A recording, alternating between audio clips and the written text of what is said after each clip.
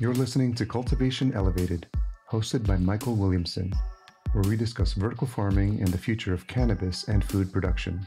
You'll be learning key insights for vertical farming success from leading industry operators, growers, and executives. If you're a grower or owner looking to optimize your existing or new indoor cultivation facility, or anyone looking to cultivate more in less space, we've got you covered. Cultivation Elevated, sponsored by PIP Horticulture. Hello and welcome to another episode of Cultivation Elevated, sponsored by PIP Horticulture. I'm here in Austin, Texas with Mitch Galton, Director of Business Development for Urban Gro. Hey, thanks for having me. Hey, buddy. Thanks for seeing you again. Yeah, nice to see you in Austin. Yeah, it's been a while. We've had some fun road adventures over the years. Yeah, no, it's been an exciting journey. So for our listeners who aren't familiar with Urban Gro, can you kind of give a just general oversight of Urban Gro and solutions and stuff that you guys offer? Yeah, definitely. And it's changed a lot over the last couple of years. 2 years ago, we uplisted in NASDAQ, did a pretty big capital raise. And as part of that, we've made quite a few acquisitions and really started kind of embracing a turnkey model where we can take customers start to finish, from all the way through architecture, MEP, all the engineering services, equipment procurement, and then most recently construction management and GC in a lot of cases. So really kind of soup to nuts. The idea is that we can help customers, one-stop shop, do everything, and get to market really quick. Yeah, that might be one of the biggest restrictors that we see with people. They tend to get delayed for a million different reasons or excuses, and there's a huge financial ramification for not getting to market fast enough. Especially in these new states, a lot of these groups pay such a premium to get restricted licenses, with the idea that prices are going to be really high for the first couple groups to come online. And so every, couple months that you're kind of delayed in permitting or because there was an issue with architecture or MEP, whatever it was, that can cost you huge amounts on what you paid for that license. What are some of the biggest delays that you've seen on projects typically? Like what are the common trends that we've seen over the last, 10 years? It's a good question. And, part of what makes this industry so challenging is that there are a million delays coming from all directions. Construction is a big one. Permitting is a big one. Sometimes you just run into cities that don't want cannabis cultivation in their district or in their city, and they make it really challenging on everything from fire inspection to, safety planning. Everything can kind of get in the way. A lot of the time, and the things that we try to mitigate, it's collaboration between architects, engineering. Just a week gets delayed because there's not communication, or communication slow, but having all that in-house allows us to kind of speed up that process and allow for better communication between groups that are building these projects. Nice. I want to dig more into Urban Gro because there's a lot of interesting stuff there. But before I do, I want to dig a little bit into your backstory because you have a really, in my mind, fascinating entry into the cannabis space. Can you elaborate a little bit about kind of where you were and what time period that was and kind of what transpired? Yeah, and I'll keep it brief. We can always edit it down if it gets too long. But so I was in college and I'd worked for a general LED company. We did like restaurant lighting and all that. And one of the projects I had assigned to me while I was there was looking into the viability of LEDs for horticulture. And where were you at school at this time? Where? UC Santa Barbara. So I was in my second year during that, about to enter my third year. And after doing that research, my kind of conclusion from it was that LEDs aren't really there yet for horticulture. This was back in 2015, 16, but it was pretty close. HPS were still really predominant. Double-ended had come to the scene pretty recently, and they were really efficient. They were growing, they were really good for plant growth. But LEDs were advancing really quickly, and it was clear to me that eventually they would kind of surpass HPS, and there would be a big shift in the horticulture space. And what year was this as well? Kind of the end of 2015, beginning of 2016. Yep. And so, I was just kind of keeping an eye on the handful of LED horticulture lighting companies out there. And one that was really interesting to me was BML. But their price point was a little bit high, and the product, wasn't quite there to beat HPS at the time. But I think in fall of 2016, they rebranded to Fluence and came out with a product that was, night and day better than, I would say, all the LEDs available at the time. But also, I thought it was the first product that was really going to be able to compete with HPS and surpass it. So I just reached out to the company. I sent them an email, and Jerry, who you know pretty well, one of their owners, reached out to me, and we talked for I think 2 hours. I was in my third year of college, and at one point he's like, look, we'll probably have a job for you when you graduate, but if you're interested and you want to take a break from school, I'll teach you more in the next year than you'll ever learn in college. Wow. Yeah, and to his credit, he really did. It was, it was a pretty crazy experience, but it was a tough decision. But I ended up leaving after my third year. I took a leave of absence and moved out to Texas. There were only 15 people in the company at the time. How did mom and dad feel about that?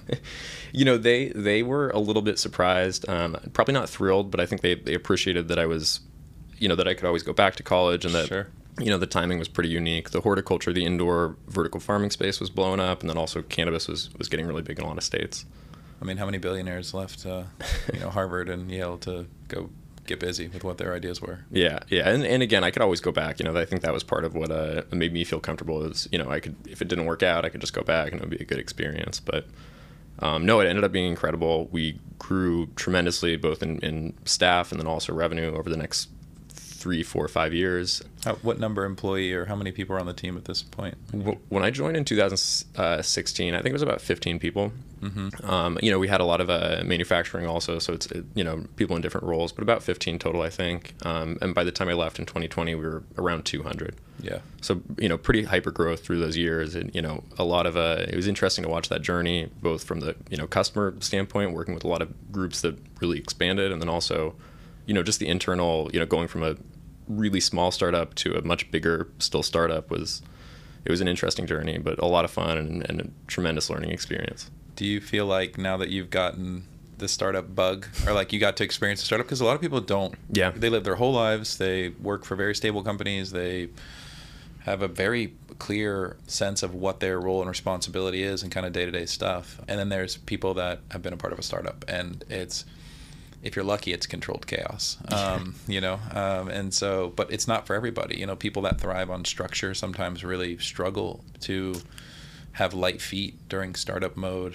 And, year one, so exciting. Yeah. Year two is like crazy and still good, but like it's starting, but like year three is like one of the hardest years I find in a typical startup. It's when like you're either doing it or you're not.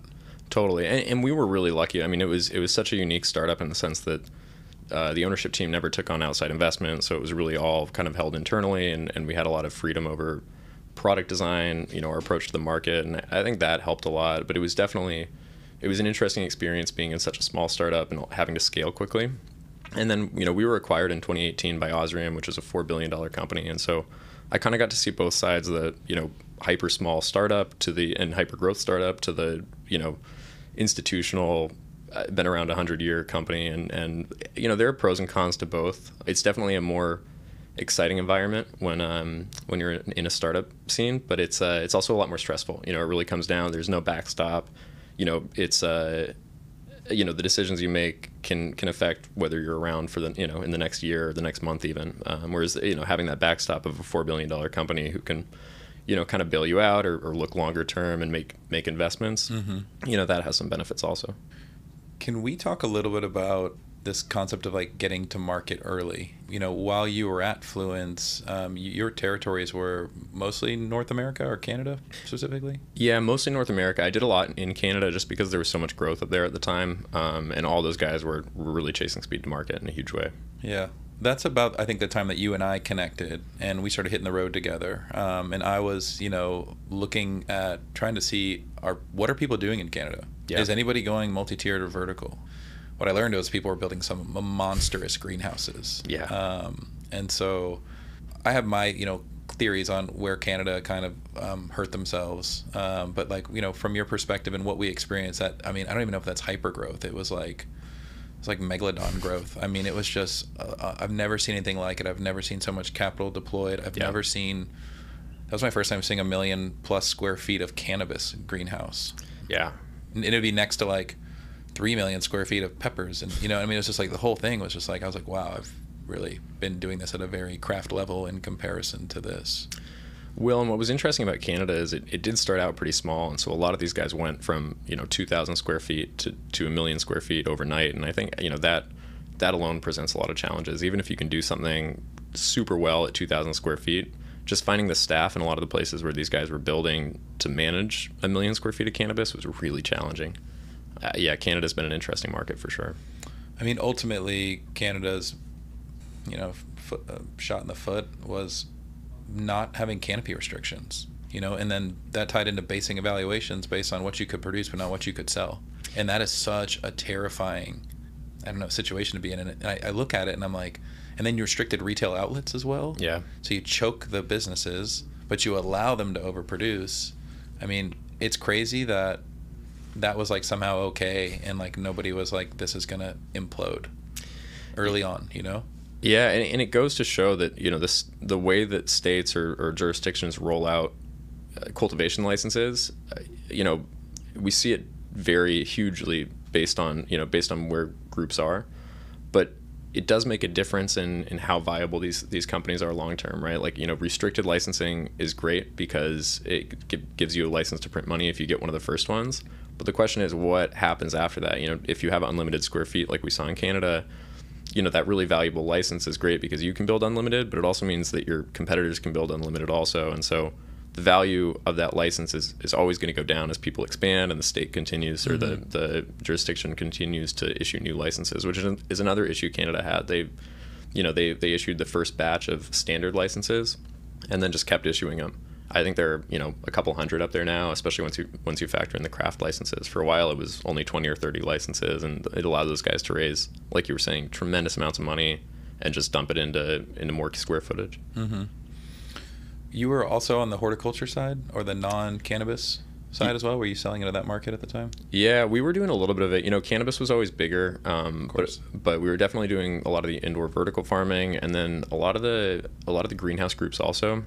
And in a lot of the cases, we connected with those guys because they were converting a portion of their tomato greenhouse or their cucumber greenhouse to cannabis, and then they started looking at lighting or supplemental lighting for their other crops. Obviously at much lower amounts, the ROI is much lower from increased yield, but it kind of got their foot in the door and got the commercial ag guys a little bit more used to higher tech equipment. What are you excited for over at Urban Gro? Like what are some of the projects or maybe new solutions or developments that you guys have in the pipeline that you were like, this is an exciting opportunity for cannabis? Yeah, it's a good question. Now that we have kind of a full suite of services and we're able to do turnkey, we're really trying to kind of integrate everyone a lot more, and it's been fantastic because one thing we were talking about earlier is if you have individual groups, it can be really challenging for the architects to communicate with the MEP and for that information to go quickly. And now that everyone's kind of familiar with each other, we're integrating really well. Everyone knows who to reach out to about certain things. Projects just run much more smoothly. And so, we've been doing a lot of retrofits, and our equipment team is really talking a lot with our MEP division, and that's been huge. A lot of guys are retrofitting lighting, they're adding a second tier, and that really changes the humidity that you have to manage in the space, the temperature, the sensible load that you have to manage in the space, and being able to just call up one of our engineers and talk to him about the HVAC, how that affects the current HVAC system, what equipment they can kind of add in to mitigate the changes or the impact. It's been really fantastic. And one of the things we always struggled with at Fluence was helping customers understand when they change lights, what else changes in their system, and just being able to call someone else on our team that really knows that stuff inside and out has been huge. So you guys do, in addition to mechanical, electrical, and plumbing, or MEP engineering, you do structural and civil, environmental? Structural, civil, environmental hasn't come up as much, but we can manage all that. Yeah, it's usually like a poor site selection. Site selection is a huge piece of what we're doing on the architecture side. A lot of groups are deciding between going into an existing space and kind of fitting it out, gutting it, or building ground up. And there's a lot more, again, coming from the lighting side, I didn't realize how much went into the site selection and how much, a couple things being overlooked can really impact you down the road. Like utilities available? Yeah. That seems to be an Achilles heel for a lot of people. They are like, I got this great property. Oh yeah, it's got a bunch of power. Oh, look at all these power. It's like, no. You don't have the right kind of power. Your real power is 3 miles down the road. This place like California. I mean, one time when we were at Harborside Farms in Salinas, I think we waited over 2 years for a power upgrade. Yeah. I mean, do you know what that does with financial performance? I mean, it's brutal. And you look at the lost revenue opportunity, and it is very difficult. It's brutal. And once you're already in that far, if you've selected the wrong site and you've done, structural changes to it, started the retrofit, it's too late to turn back in a lot of cases. Yeah, or maybe it's the only approved space in the local municipality. I mean, totally. Or your license is tied to that space and you can't move. all sorts of stuff. So, that is a big piece of what we've been doing with a lot of the, the East Coast states where they are starting to kind of launch programs and issue licenses. A lot of what we're doing with new applicants or new licensees is just helping them kind of understand what they're in for when they're looking at a site. And like you said, we've had people that are convinced they found the right site, and then we kind of help them understand all the things that they weren't looking at, understand the full picture and start looking at things that they weren't considering. What are some of those things? Like you said, access to power is a huge one. Utility rate. Sometimes, just structural, when they start looking at the rooms they actually need to put in there, that kind of thing. It's, you need to start breaking down walls to make efficient canopy layouts. And then, this was a supporting wall. So, there's all sorts of stuff, hazardous materials in a lot of cases, what the water on the site looks like, that kind of thing. Mm-hmm. So for people who aren't familiar with retrofits, you said you're seeing a big increase in retrofits, which to me makes total sense. It's I assume, part of surviving consolidated markets and leaning up from an energy footprint and carbon footprint standpoint to some extent. Yeah, and when I say retrofit, I should clarify there's kind of two types. One is if you're building a new kind of ground up project, you can take an existing just empty warehouse and grocery store, warehouse. Whatever. Totally, and just retrofit it from a building standpoint. But what we're seeing a lot more of is groups that are already managing canopy. They have a facility that they either built, maybe even only 3, 4, 5 years ago that's kind of outdated, or they made an acquisition, probably paid too much in a lot of cases, and now they're trying to kind of go back and make it profitable. Yeah, we're seeing a lot of traction on both of those. It's a lot harder than it sounds. I think that's one of my big takeaways after doing a lot of these projects. There's always, little things that you're not considering. And again, that's where, having an installation team that we work with, having the MEP guys that we can contact and kind of understand minor changes or changes that seem minor, how that impacts everything else. That's been really valuable because, switching lights is great, upgrading lighting or upgrading benching is great, but if your HVAC can't handle it or your DHU can't handle it, it's environment's almost always going to be more important than anything else. It's interesting in the vertical farming space. People will say like, "Oh, vertical farming doesn't work," or they want to blame something or someone or both in some cases. But they'll be like, "Oh yeah," and I always think like, "Well, it's not the racking's fault. It's not the lighting's fault. Like this is almost 90% of the time it's poor mechanical design, totally, and it's operator error, totally." And so it's easy to look at some new technology that's being developed, it's being refined. I mean, look at the amount of innovation that we've had in cannabis specific cultivation. I mean, there's been leaps and bounds. Oh, huge. But yeah, it's interesting when people want to place blame on the equipment that they're poorly using in their poorly designed space with just the wrong mechanical system. Totally. And that's another coming from a company that was so equipment focused on just one piece of equipment, it's really made me broaden my horizons in terms of understanding, as important as lighting is, there's so much more out there. And I think every vendor in the space can kind of take that lesson. The HVAC guys need to focus a little bit more outside of HVAC. Understanding how your system fits in with the rest of the equipment is really what matters, because you can have the best light, you can have the best rack, but if the grower doesn't have the system or the understanding of how that affects the rest of their system to really utilize it, they're always going to blame the equipment and they're not going to get the results, which is at the end of the day what as equipment vendors what we should always be looking at. Yeah, and at Urban Gro, you know that you're buying stuff that's already, the integration is there. It's already, you're not selling something that's like, oh yeah, we're not exactly sure how this marries with this. It's like, no, this is like a best practice. These are industry leading companies that we sell products for. Totally. And we do, on that note, we do a ton of vendor vetting. That's another piece that I've really, tried to stress over the couple years that I've been with the company, is that there's a lot of noise out there from equipment vendors in the space, and especially as more equipment categories get kind of commoditized, there's tons of new players from overseas coming in with really low cost products, and making sure they're doing what they say they're going to do. It helps customers understand what they're actually buying, what they should actually be paying, but it also, if a lighting company is saying that their fixture is running at 600 watts, but it's actually running at 640, 650, that has a big impact on the HVAC. And so, by doing this vendor vetting, we're not just saying, hey, here are the vendors you should and shouldn't go with. We're saying, look, if you want to go with this vendor, that's totally fine, but understand what it's really doing in your system and how it impacts the rest. We try to be really equipment agnostic and not, give recommendations. We just try to give data. And that's something that, again, a lot of the vendors are not super transparent about. So, doing that third-party vendor vetting is really valuable for us. It's everything, and I find that typically from my experience on projects, a lot of times the new owners, they don't speak the language. They don't speak MEP.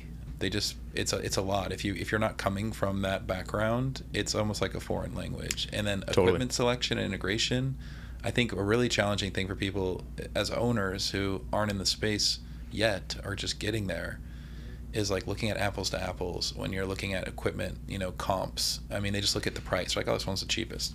And it's like, no, that one is definitely not the cheapest in the end. Totally.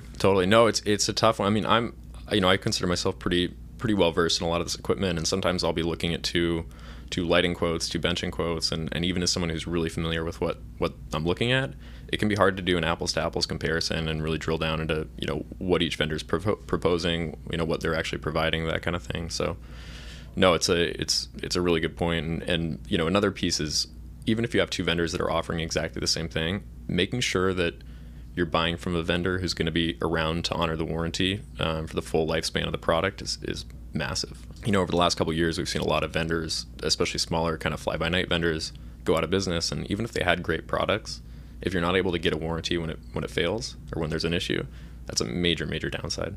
Yeah, it's interesting, that one phone call to make it. Yeah. If you have an issue and it's associated with your equipment, like I'm calling whomever it is at Urban Gro, versus one of the challenges I had when I was in operations in the earlier days, and I spent real money on HVAC. I remember we did like a big Stoltz install for Kind Love, and when we were commissioning and doing all that stuff, like, there was a lot of finger pointing between like MEP, HVAC company, and then certified HVAC installer, and they would kind of like do this thing, and I was like, I don't have time for this. Like, and I would make people fly in, everybody get in the room, and like, we're just gonna sit in this room until we work this out. Yeah. No, we actually use the term one throat to choke all the time, because it is, I think, a huge piece on the equipment selection side of our value add is that, if a vendor goes out of business, all of the vendors that we work with, we have kind of contingency plans to make sure that we can honor the warranty, even if the company doesn't, adhere to it as well as we'd like, or as well as the customer has expectations. So, we're making sure that, again, it's not only speed to market, but it's once you're operational, speed to continue staying in market and in production is huge. If your HVAC goes out and you have a room sitting there for 2 weeks, it doesn't matter if it's the installer's fault. It doesn't matter if it's the manufacturer's fault. You just need to get HVAC up and running, and being able to just make one phone call and, be able to, for the grower, move on with your day-to-day and just be sure that it's getting addressed is huge. Yeah, absolutely. It just saves time. Yeah. Coming back to the retrofits that you're seeing a good amount from HPS to LED? Yeah, a lot from HPS to LED, and it kind of goes back to what you were saying on how quickly technology's advanced in the industry. Grows that were built 4-5 years ago, in most industries 4 or 5 years isn't that long, but I think the way a high-tech facility is being designed today versus 5 years ago, just from the increase in technology, increase in how many new technologies have really been kind of validated, and people have figured out how to really make them profitable and make them viable, it's totally different than how you'd build a grow in 2016, 17, 18. Yeah, it'll be interesting to see what it looks like 5 years from now. Yeah. Hopefully there's still human employees involved. Not just AI. Yeah. Of those retrofits from HPS to LED, I'm going to ask this question because I think I know the answer, but I'm just curious. Are you seeing anybody converting from LED back to HPS? No. HPS, even on new construction, HPS is really rare these days. And I think that's just because LEDs have gotten, it's like an iPhone. I have an iPhone 14 or whatever. My first iPhone, it seemed great when I had it, but if I went back to it, it would be night and day difference. And I think people, that technology curve has kind of happened with LEDs also, to the point where they're cheap enough and the performance is high enough that it just doesn't really make sense to go HPS. Plants don't really care where they're getting the photons from, whether it's an HPS, the sun, LEDs. As long as the spectrum's broad enough and you're getting the right amount of photons, that's almost always going to be much more important than the type of light that you're using. And so as long as the performance is there and the price is low enough, which we've seen LED prices come down tremendously over the last couple of years, it just makes it really hard to choose HPS. It's interesting to hear the prices have come down so much over the last few years, while in other areas the prices have skyrocketed so much. Of those retrofits to LED, how many of those are single tier still versus multi-tier, if you had to kind of put a rough percentage on it? That's another really good question. I would say 50% plus are deciding to go multi-tier when they make that switch. It depends how CapEx constrained they are. A lot of these groups are switching to LEDs because they're just trying to stay viable and financially stable. And in a lot of cases, there are really good rebates for LEDs that allow them to do it pretty ineffectively or pretty inexpensively. And so, those guys don't really have as much, they don't have as much cash to go multi-tier, double up the lights, that kind of thing. But for a lot of these guys, as they're doing the retrofit, they're looking at how to kind of optimize, how to improve, both yield and just efficiency. And, back to what we were talking about on how certain systems affect others in the space, when you make a change from HPS to LED, it has a pretty big impact on HVAC. And the exact impact really depends on how their system's sized, what type of HVAC system they're using, that kind of thing. But in most cases, your wattage is going to drop pretty significantly. Even if you increase intensity, you're still probably going to see a pretty big drop in wattage when you change over from HPS to LED. But the humidity stays the same, and it might even go up. And so a lot of the time what we're seeing is groups going multi-tier, going with kind of the same intensity that they had, but just doing it on 2 levels with LED. And so they're able to, in a lot of cases, get away with the same or it's more, right? If you go from 1,000 watts to like 600 something watt, you play in that 1,300 watts. Yeah, exactly. And so you can, again, depending on how the HVAC is set up, sometimes it's almost easier to make those HVAC changes when you just add 2 tiers than if you just kind of change the wattage in there. You're able to kind of adhere to the original wattage a little bit more, which makes the HVAC a little easier to manage. So we're seeing a lot of groups do it. And also, if you're in a cultivation room, it's such a hassle to take it down and retrofit that you might as well do it all at once, go multi-tier, add a ton more canopy, and take it away from there. So, 50% plus, and it just comes down to where we're seeing groups doing it and how much capital they have. I think more groups would be doing it if they had the capital.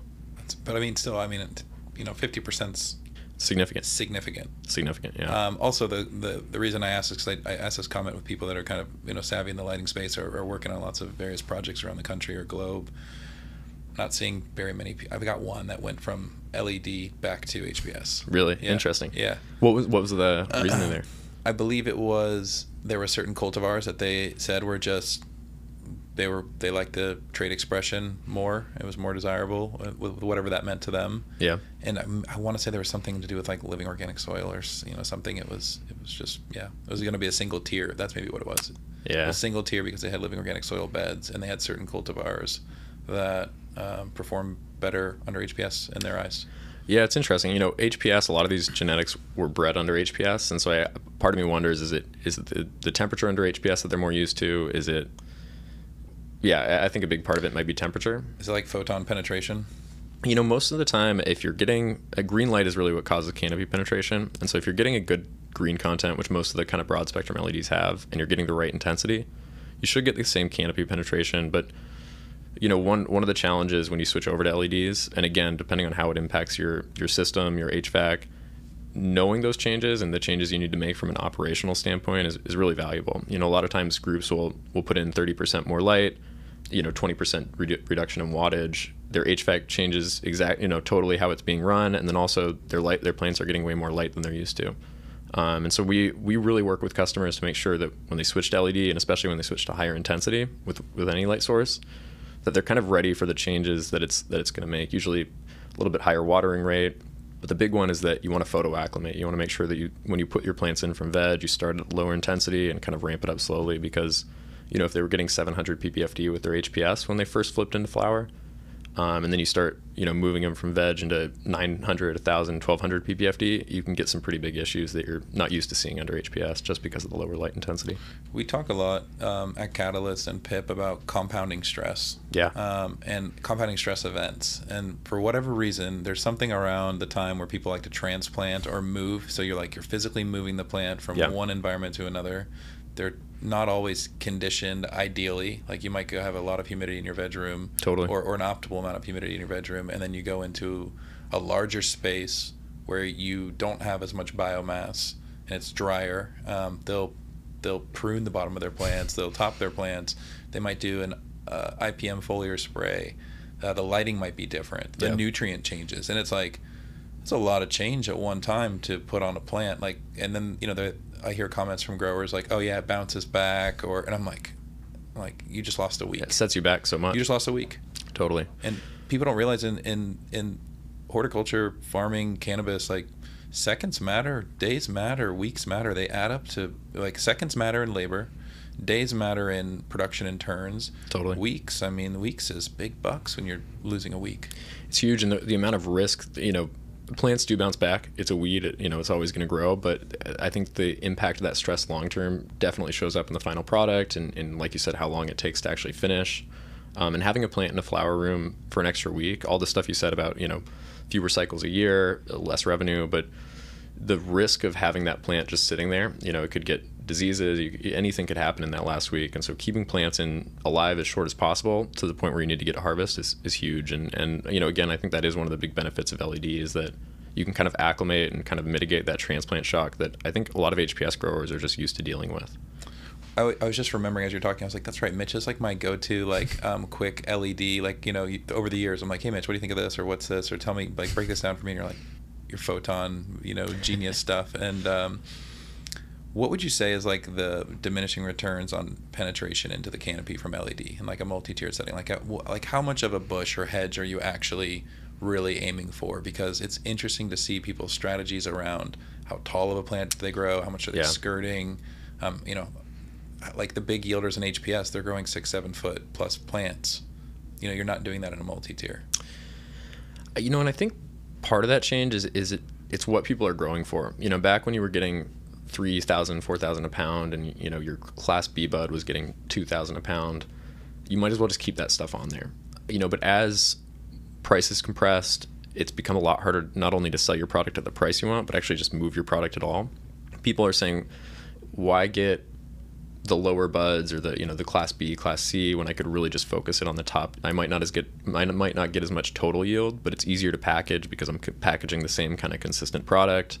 The stores are going to keep buying from me because they know it's the same product coming out. A's and B pluses, or however you want to grade that. And the spread in a lot of states, especially mature markets, between A and B, C has plummeted. A lot of guys aren't even able to move B and C, and I've had guys that are throwing away trim.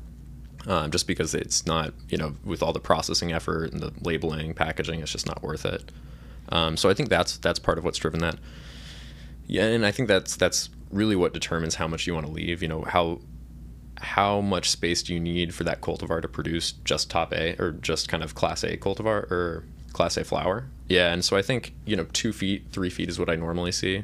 And then I think also it comes down to airflow. If you're really worried about airflow under your plants, you're going to skirt a little bit more, but there's also the labor piece to look at because, anytime I look at a balance sheet on a grow, labor's always higher than I expected. It's kind of mind-blowing in some of these grows how much they're spending on just plant pruning. And it's a bummer because you're spending money to grow that biomass, and then you're spending money to pay someone to walk in there and chop out that biomass and bag it up, go, run it through destruction. And so it's kind of a fine balance, and it all comes down to the local market, how much your buyers prioritize and pay premium for Class A versus B versus C, and how quick your labor can do stuff like skirting in a pretty big way. What you just said, just like I'll have him cut it and play it again so people have to hear it twice. But like what you were describing of like taking the time and energy to essentially over veg a plant just to then have to remove leaves and skirt more of it. Yeah. It's like if you're targeting a, let's call it that 24 to 36 inch hedge. Totally. It doesn't need to be up here. It can be down here, and allowing proper airflow below and above for your systems to be effective. I look at that as like from a lean hat, like value adding touches versus devalue adding touches, and that is a devalue adding touch for the reasons that you highlighted, the labor component. Huge. Well, and then like I was saying, with the risk of just having a plant be alive, anything can happen to it. Your HVAC can shut off, someone can knock it over, there can pathogens are out there, pests. Veg, I think that's even more crucial, is limiting the amount of time in veg. And so, like you said, rather than growing a plant 4 weeks in veg and then skirting the bottom half that you just spent all that time growing, I like seeing people do shorter veggies. Mitigates risk. You get a lot more turns. You can have 1 square foot of veg fill up a lot more flower room if you're doing a shorter veg cycle. And if you're only trying to grow 2 or 3 feet, why have it be up here and grow a 5 foot plant when you could just start it out that way and move it in earlier? It's interesting on the multi-tiered stuff. It's like the veg timing of those cultivars due to stretch is so critical, like knowing what you have. Totally. We've been working on solutions and kind of tips and tricks that we're going to put out in an upcoming webinar, but helping those first-time growers in new facilities with new genetics, with new equipment, with new team, like the amount of newness, it's like everything all at once kind of entourage. And even for a seasoned veteran cultivator that's been doing it for a while, it's a lot. It's really overwhelming, and there's so much integration and just bugs to work out while you're supposed to be growing your healthiest, best crop that is what you're launching your brand with simultaneously. You know what I mean? Like, totally. The pressure is really high on harvest. I mean, it feels like every harvest, but specifically that first harvest in a new facility. It's huge. When we were talking about Canada, some of the challenges they ran into, I would actually say that on top of all the over licensing, over square footage permitting that they allowed, one of the biggest issues that the Canadian market faced was the lack of bringing in new cultivars. The first couple licenses were able to bring in whatever they wanted, but they didn't really take advantage of that in a lot of cases. But I believe it didn't have to come from phytosanitary certificate, so it had to come out of either Spain, Holland, right? Yes, there's a lot of Dutch genetics early on. You had it, and it had something to do. I'm probably going to butcher it, but they had something to do with the federal aspect. They couldn't bring stuff in from the U.S. because it wasn't federally registered or whatever. And so, I think that was a big part of it. And the first guys did have just kind of a carte blanche. They could bring in whatever they wanted. But after the first, I think, 7 licenses, they really cracked down on it. And a lot of the American genetics that were really popular, they couldn't make it up there. And so, we walked through some beautiful facilities that were actually really well set up and I think really well run. And then you saw some shishka berry? And you saw some shishka berry that was that the name of it? Yeah, they were like, I think we went on a tour of Canada once and saw 10 grows running the same shishka berry. And some of these cultivators were just beating their heads against a wall with a perfect system, a perfect, SOP, and they just couldn't get the cultivars that they had, the 3 or 4 cultivars that they paid, 10, 20, 30 grand for in a lot of cases. Yeah, they paid big money for it. Yeah, just to get a clone that, that all their competition has. That all their competition has, and that just wasn't going to work super well in their system. And so, I think genetic selection, especially when you're looking at kind of more unique canopy layouts like multi-tier, cultivar selection is huge. It's at the end of the day, it's what the consumer tastes, and it's what it's what they're buying, and it's what your day-to-day operations team is actually working with. And I think genetics, it's so interesting. So all these big players are like, I'm the biggest, right? And it was like this beat on the chest and look at all this, canopy. And it's like, yeah, but it's boof, it's garbage, it's hay. Nobody wants to smoke it. Yeah. And a lot of them didn't, we still see it where a lot of new licensees are so focused on getting the perfect system, the perfect location, the perfect license in the perfect state, and then they don't think about how to get the genetics in there that are going to really fit well with that. And so that is another drum that I've really been trying to beat, is make sure that not only you have experience with the genetics you're going to run, but what they're going to do. If they're going to stretch 2 feet when they go into that multi-tier rack and flower, or are they going to stretch 1 foot? How much foliage are you going to have? How much are you going to defoliate? That kind of thing. And then also, are people going to buy it? Do people want that cultivar? That's a huge, sometimes you find the one that grows perfectly, it's disease resistant, and nobody wants it. Totally. It's usually how it goes. And usually the one that everybody wants is so finicky and you got to really baby it. But what's interesting is, so we went from that, beat on our chest, look how big we are, to, oh shoot, quality matters. Like once someone has herb that's even 20% better than your herb, it's hard to go back to be like, wow, I didn't realize if you're new to cannabis, You're like, I didn't realize what I was smoking is garbage. Totally. And I think we're going to see that kind of continue. I was just talking about how I really am pushing for the idea of shorter cycle times in veg and flower. But if you find a cultivar that takes 10 weeks, 11 weeks, but it's really special, I think you should have the flexibility and the open-mindedness to sell it if it's financially viable. If your customers are willing to pay a huge premium, or if it grows really well in your garden, if nobody else has it, don't be afraid of chasing kind of more finicky cultivars if that's what the customer wants. Yeah, I definitely like the retail, dictated production versus grower. I've seen that not go well historically. It's how you end up with hundreds of thousands of pounds of chocolate OG on the mass market or something. I mean, just it checked a lot of boxes, but consumer demand wasn't as high as you had to kind of force it into the market. Totally. Well, and then on the flip side of that, sometimes you have marketing teams that are looking at what's selling today, and they're saying, hey, we need 200 pounds of this. And then 12 months later, by the time it's all ready to sell, nobody wants it anymore. And the marketing team is saying, hey, why do we have this? We asked for it 12 months ago. We need some other type now. There's a moving target there, and trying to kind of predict trends while also working with what goes well in your garden. You got to get those cuts early. As soon as you're like, I think that's going to be a hypey one, it's totally. like, oh, it's got a Z in it, and it's like a household random object now. And I mean, the naming of cultivars has gotten so challenging. I feel bad for breeders these days. Like, totally. Every name I've ever thought of is taken. It's getting really creative out there, though. Now I see stuff and I'm like, that's pretty funny. Yeah, no, there are definitely some good names. Well, and people I think also sometimes when they realize something isn't selling, they realize their shish berry isn't selling, they just rename it. Sure. And that's another thing to kind of watch out for, is really knowing what you're going to get. And it goes back to the way we started this topic was, you mentioned when you're starting up a facility, you have to kind of decide what you're putting in there. The most successful groups that I've seen kind of long term that have been able to build a really good brand, they go through in a lot of cases a seed selection phase, which is absolute nightmare, and I wouldn't necessarily recommend it. But if you really are looking at long-term brand viability, long-term differentiation, maybe it's worth popping 10,000 seeds, realizing that you're not going to have very successful harvests for the first 6 months, year, but then after that you're going to have some really special differentiated stuff that you don't need to be chasing what's hot, chasing what the guys down the street are doing. You have something that's yours and that you can kind of brand on your own. Yeah, relationships in the space are important. Huge. I like to bring in, I call them like proven cultivars. Yeah. I used to call them proven winners, but then got a cease and desist letter from Proven Winners, the horticultural company. I was like, okay, you're a huge company, I'm sorry. But proven cultivars, they perform well in multi-tier. We already know what to expect from them. We already have rich imagery and COAs, and so the sales and marketing team can actually plan. When you're popping from seed, or you just got a bunch of clones from the homie and you think you've got something, the marketing team has no idea what they're getting. And so you're trying to be excited about this first time to market, but you're literally taking pictures of the winners like as they're ripening on the bud versus already having that stuff already pushing out that messaging. The interesting thing is, as I said, we saw those growers go so big in Canada and in the States as well.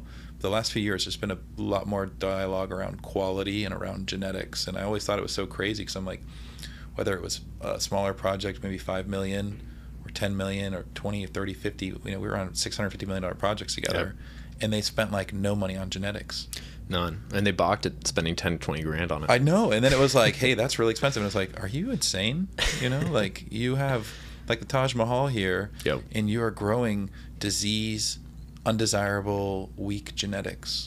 Would that's, I guess, another benefit of doing it from seed to start out is just, even if you have something that exactly how it grows, what it is, if you don't know exactly where it's coming from, it can cause a lot of issues in your facility. If it has, viruses are becoming a huge topic of conversation, really hard to test for, especially down in the States.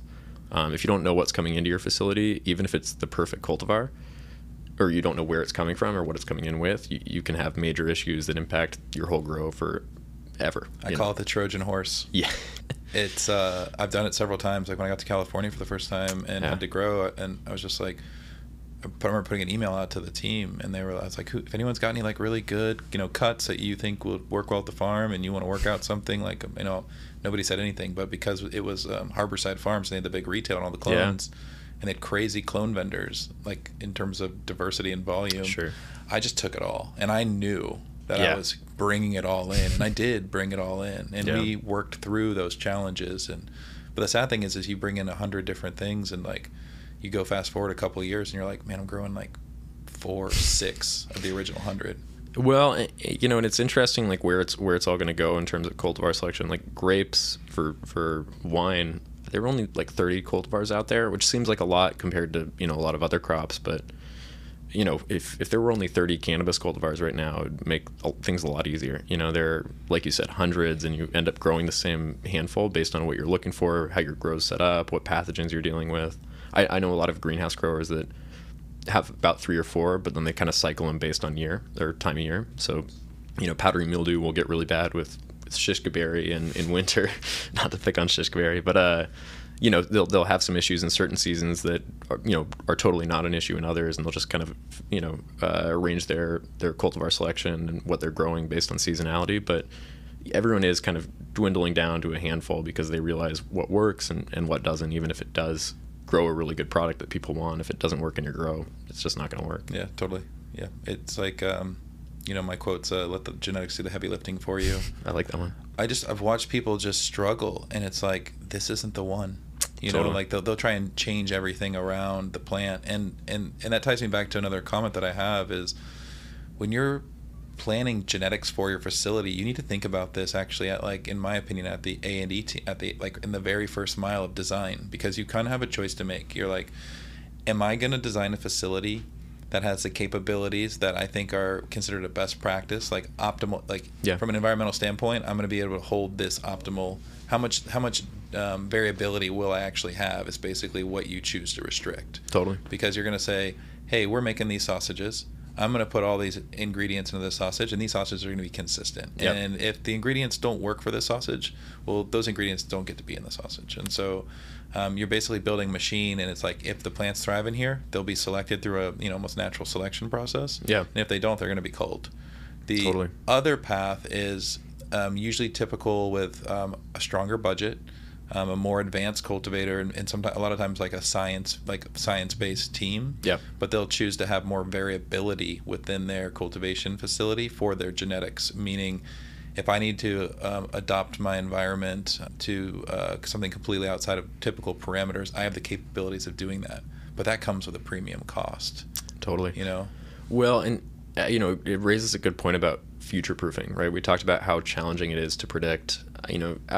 I feel like I've been in this industry for a while, but if you go back 3 years and ask me what the industry looks like today, 3 years from when you asked, I would have guessed totally wrong. And I'm still immersed in the industry, but I promise you that if I was to guess and paint a picture of what the industry is going to look like in 3 more years, I'm also probably totally wrong. And so I was like, you just discredited my next question. My last question was a prediction for the future, Mitch. Well, it's tough. This industry changes quick, and I think one of the challenges as a new operator that's building a facility is deciding how much do you really want to future-proof your facility versus building it really purpose-built for what you're doing today. And I think there's a balance, and a lot of it depends on the market, how you see more licenses rolling out, how you see patient count, or whether it goes rec, new business popping up.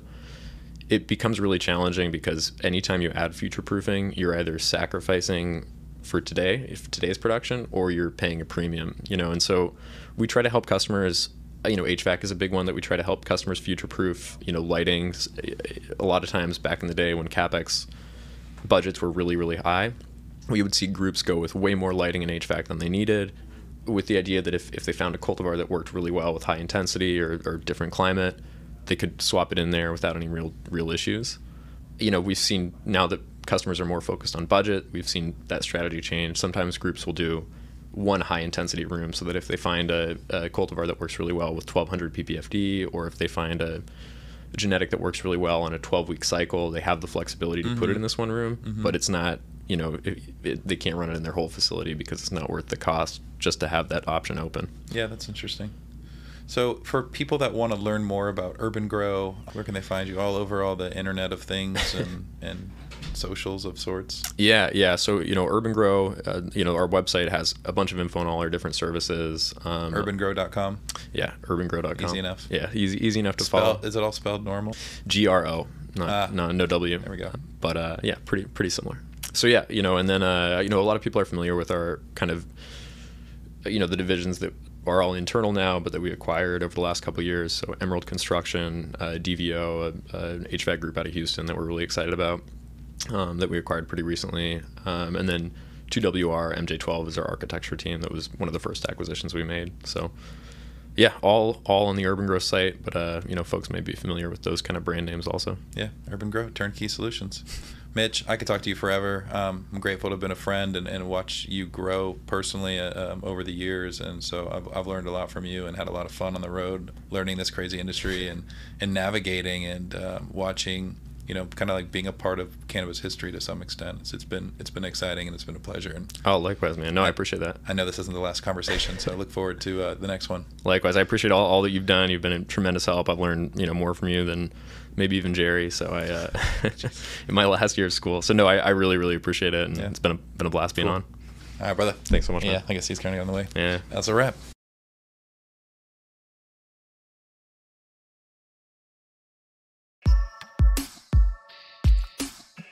Thanks for listening to Cultivation Elevated. Full show notes for each episode, which includes a summary, key takeaways, quotes, and any resources mentioned, are available at piphorticulture.com/podcast. Be sure to follow and subscribe wherever you listen to podcasts. And if you're enjoying the content and getting value from these episodes, please leave us a rating and a review at ratethispodcast.com/cultivation elevated. We'll be sure to read these out on future episodes.